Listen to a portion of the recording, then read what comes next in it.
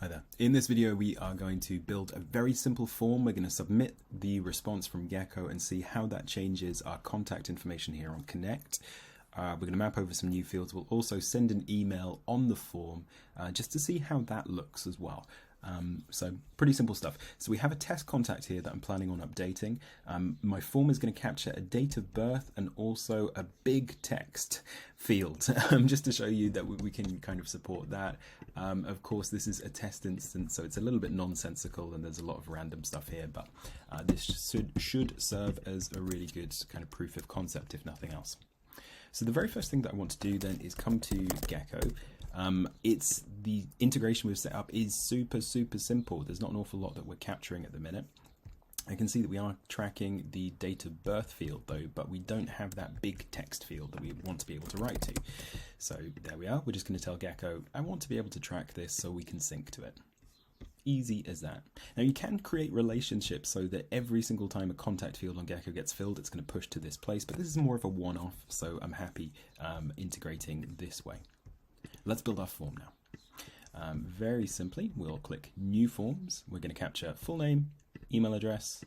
The date of birth is going to be a date field, so we'll call this, rename the field date of birth. And we also want space to throw in a lot of text. So I'm going to go for a text multiple line field. And we'll call this, how can I help?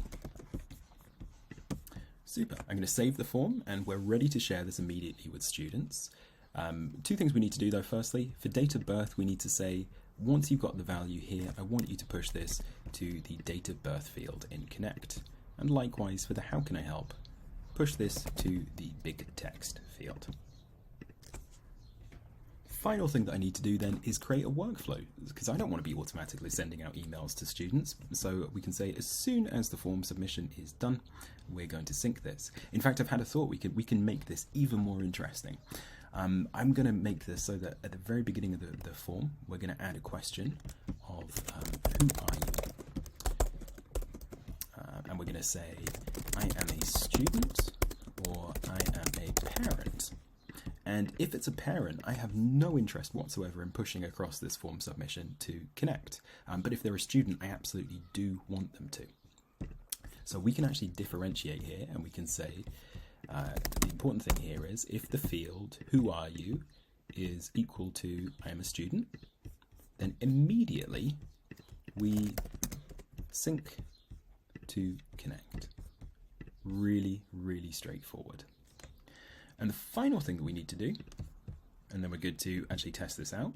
And sorry, I realize I am going at 1,000,000 miles an hour here, but I want to fit in a lot in a very short space of time. We're going to send our Connect email to the student as soon as they submit this to see how this looks on the Connect record. Okay, really simple. Let's fill in our form just now and we'll use our credentials just here so it syncs into the correct contact. We've got the silliest name ever. Let's copy that. I'm a student, so this does sync because of course if we chose I'm a parent it wouldn't, although you could retrospectively go in and manually sync it if you wanted to. Let's go for the 5th of the 5th, 1965. That's not six. that's a bit too far away. And for our big text, let's throw in a random chunk of fake Latin. Perfect. So that's our form submission away. We'll see how this appears. Now on Gecko you can track this, and at the minute I can see this hasn't synced or sunked. So we'll give this about 30 or 40 seconds to sync, and then we should hopefully see that information over on Connect. Okay, so a couple of seconds have passed and the form information has successfully synced over to Connect. And if we come and look in that Connect contact, we can see we have the date of birth, which is pushed over. We've also got a lovely block of fake text, and it didn't take any time at all to tell Gecko to push the information there. As for the email, if we come down to the comms log, we can see the name of the email, that it was an email that we've sent. We can see in the description, here is the subject line, when it was sent and who sent it. So it was Gecko System User, which basically means it was a workflow, it was an automated email, it wasn't me manually sending it. And if we click into this, we can actually see the body text of that email as well. Obviously we don't pull across any of the images or anything, but we will pull across the body text to give you a gist of the email that was sent. So very, very simple to do. And the thing that I love most about this is that this is a pretty much out of the box integration. We've done very little other than pretty much pull across one field to get all of this working as quickly as it does.